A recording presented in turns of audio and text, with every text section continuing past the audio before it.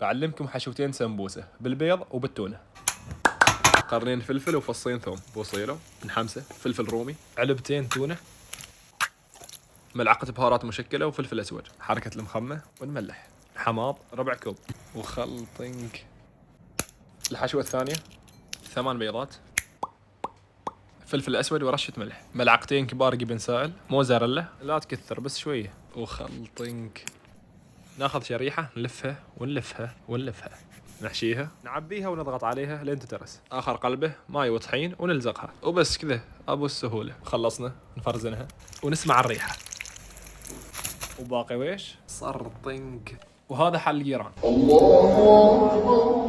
بسم الله، فنان ويؤكل بالفم. عاد الحين الريحة حرفيا ناقعة، ولا ريحة الشمس. بعد رشة فوق وتحت، ما يلها إلا بافرك دكتور سنت، يشيل رائحة الطهي ويخلي الجو منعش وريحة ليمون.